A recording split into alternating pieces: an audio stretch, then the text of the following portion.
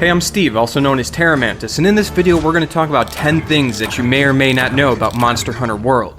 We'll go over topics that are based in lore, game mechanics, secrets, Easter eggs, and things that are simply fun to know. But all these Monster Hunter World topics are either obscure or widely unknown, and the topics will get more difficult as we go. So remember to play the game where if you learn something new, you hit the like button, but if you already knew everything, don't be afraid to also hit the like button. Alright, let's get into it. Here's 10 things that you don't know about Monster Hunter World. The first topic is a gimme for longtime Monster Hunter veterans, but newcomers might not know this. And well, the thing that you might not know is that you can actually mine a few monsters for materials. That's right, when you topple over Uragan, you can mine ore off his back and belly.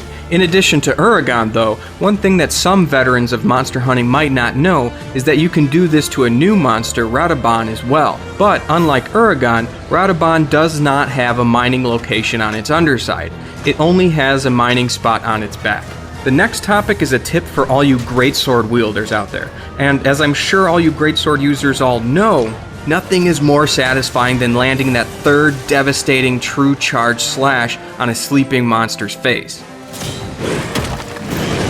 But at the same time, nothing is more frustrating than missing it as well, or striking too early with one of your prior weaker chains in the combo.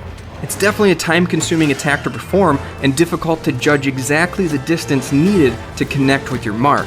Well, one thing that you may not know is that if you line yourself up with your sleeping target and the desired location you wish to strike, all you have to do is take a roll back and then you'll be at the perfect distance to land your true charge slice every time.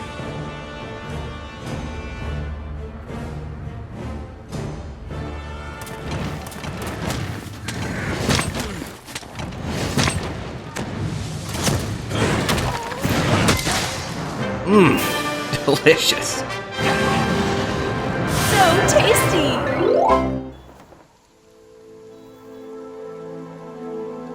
Now, for the next one, as I'm sure any player who has walked into these beautifully crafted environments of Monster Hunter World has noticed, is that these locations, from the sun-drenched wetlands and thick canopies of the ancient forests, to the undercrofts of the harsh wildspire wastes and everything in between, is that these living habitats are exquisitely crafted. The new world is brimming with a plethora of brilliant details to bring these environments to life.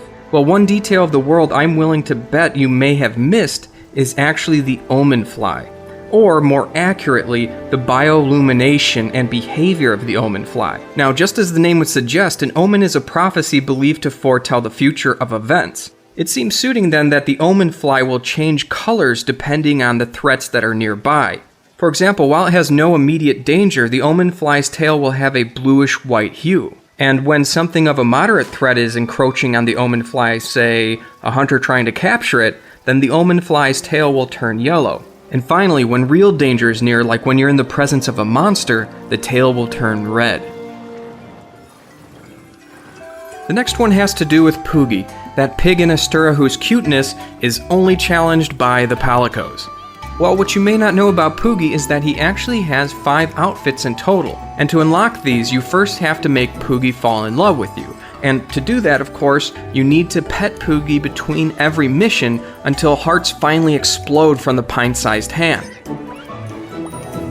At this time, when Poogie loves you, you can pick him up, and while walking around with the Poog, the little swine will wiggle its feet when an item is nearby, and this will also cause your controller to vibrate. Well, if you take Poogie to 4 different locations between missions, you can unlock a new outfit after each outing. And these are the locations. The white jammies can be found near the Ecological Researcher.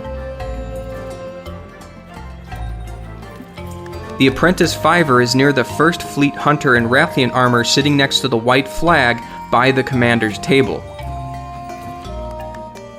The Hog and a Frog is near the lantern close to the Botanist. And finally, after reaching Hunter rank 15, grab your Poogie, go through the blacksmith's room and up to the lookout station at the top of Astura. Here you can find the Emperor's new duds.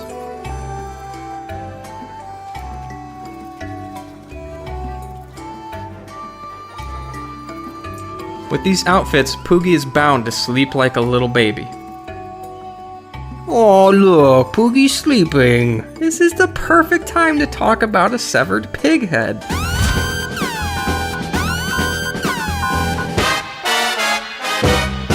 So the next one has to do with the skill Mushroomancer, and in particular, the moss swine mask. This severed pig head is gathered from chopping and carving up one of those helpless and defenseless little moss swine. Sorry buddy, you didn't make the cut. There's only enough room for one cute pig in this story, and it's Poogie. Well, what you may not know is that the skill Mushroomancer allows you to consume mushrooms for buffs like Parashroom, which will give you the same thing as Armor Skin, or Nitro Shroom, which will give you the same thing as Demon Drug, and so on.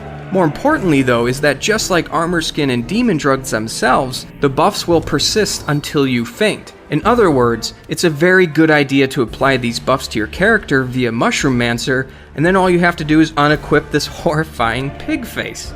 And voila! You got all the buffs you need for way cheaper. Luckily, wearing the severed head of a moss swine doesn't scare Poogie at all, but one thing that you might not know that does scare Poogie is that if you drop him off near the canteen in Astera, apparently Poogie thinks you're going to cook him and runs away. Poogie has some trust issues, I don't know why. You're the one with the problem, Poogie. You're the one with the problem, not me. I don't need you. I don't need you. Go ahead, go. Go. Oh God. Oh God, come back, Poogie. I didn't mean it. Okay, moving on. Alright, the next one has to do with those annoying ass bugs that attack you. You know the ones. Don't you even think of them. Are you just gonna, you're gonna do that? You're gonna, okay. No, whatever, it's fine. Well, what you may not know is that, like the saying goes, like a moth to the flame, referring to the fact that insects are drawn to flames, if you grab torch shot slinger ammo and plant it on the ground near some large insects like vespoids and hornitors, they will gather around the flame. Not only that, but they will not pay attention to you at all, leaving them defenseless, which means sweet revenge. Now that's not the only cool hidden feature of Torch Shot Slinger ammo. Torch Shot can also remove poisonous effluvia fog from the area when applied to the ground in the Rotten Vale. That's right, when you're in the Rotten Vale and that yellowish smoke that continuously ticks away at your health, all you have to do is plant this little bonfire on the ground with your Torch Shot, and the fire will create a safe haven, removing all effluvium smoke from the area. Now, speaking of bonfires creating a safe haven, in the final zone of Monster Hunter World, the Elder's Recess, you can find a nod to Dark Souls in the Gajalaka camp just off the beaten path. And if you're unfamiliar with the Souls series, in short, a bonfire is the game's checkpoint system where you're safe and free from the threat of enemies. But more importantly is the imagery attached to this iconic checkpoint system that's relevant to the Gajalaka bonfire in the Elder's Recess. Just like in Dark Souls, the Gajalaka bonfire too has the iconic sword resting in the middle of the fire. Pretty awesome for a longtime Monster Hunter and Souls fan like myself. I definitely appreciate the nod. Alright, the last topic is without a doubt my favorite in the video. And as I'm sure you have noticed, the Rotten Vale is covered in guts, bone, sinew, rotting flesh, and simply all manner of death and decaying creatures. This is because, as the story events of Monster Hunter World tell us, the Rotten Vale is a place where monsters are drawn to when they're dying. The Vale is where monsters come to rest. They sense the end and make their way here. Their bodies become nutrients that feed the coral highlands.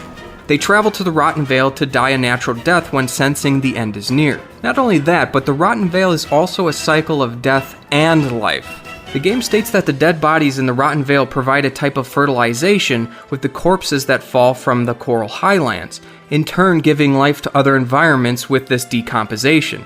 From death rises new life, which after a cycle returns to the Vale to die again. And in the Monster Hunter universe, there are some really big monsters. From Gore Magdala, which is the size of a locomotive, to Gen Moran, which is the size of a football field. What monster could serve as the nutrients for a system this large? Well, what if I told you that the entirety of the Rotten Vale map is comprised of and housed inside of a single Elder Dragon? The Dalamadur, currently the largest creature in the Monster Hunter universe. This was first brought to people's attention via Twitter, where someone noticed that the map itself and terrain layout is coiled, similarly to a wrapping snake like the Dalamadur. Additionally, and bluntly, the map just simply has a drawing of the Dalameter's skull on the left corner of the screen. And further still, you can see this skull in-game. Just like the Dalameter of Monster Hunter 4, it has the same shaped spikes lining the head of the creature, and on the walkways of the trails leading from location to location in the Rotten Vale, these same hook-like spikes travel down the sides like some kind of torturous railing. Also, at the bottom of the Rotten Vale are blue acidic pools, and during the Dalameter fight, it had a blue energy attack. These blue pools could be settlements of the behemoth creature's stomach acids, or its energies lining the recesses of the Rotten Vale. While walking around inside the skull of this creature, it is definitely clear that this Dalameter that's making up the map of the Rotten Vale is much larger than the one in Monster Hunter 4 Ultimate. This makes sense though when considering that the Rotten Vale is a place where creatures are drawn to when they're near death. The Dalameter of the Rotten Vale is of full adult size and at the end of its natural life, meaning it would be very large. Last but not least is the item description of the Dalameter's rarest carve item in Monster Hunter 4, the Skyblade Dragon Spire, which states, "A gem to reforge the world, from blood the seas, flesh the land, bone the wood." This idea of a dragon's body fertilizing and giving birth to the world goes hand in hand with the legend that can be found in your personal quarters next to the bedside. Here you can read the book titled Tale of the Five, which goes on to tell the origin story of creationism wherein 5 dragons basically created the universe. In sacrificing themselves, one dragon becomes the land, one becomes the mountains, one becomes the rain, one becomes the forest, and finally, one became the sapphire star. In essence, creating reality, time and space, and the world. The story then goes on to tell the passing of time and how man forgot about this origin, but wished to reunite with their past. So one day a youth took up the task to travel to this place of creation. Upon returning from the origin of creation, the youth possessed 5 scales. With these scales, his people used them to create their own lands, their own mountains, their own lakes, their own forests, and even created the moon to accompany the sapphire star.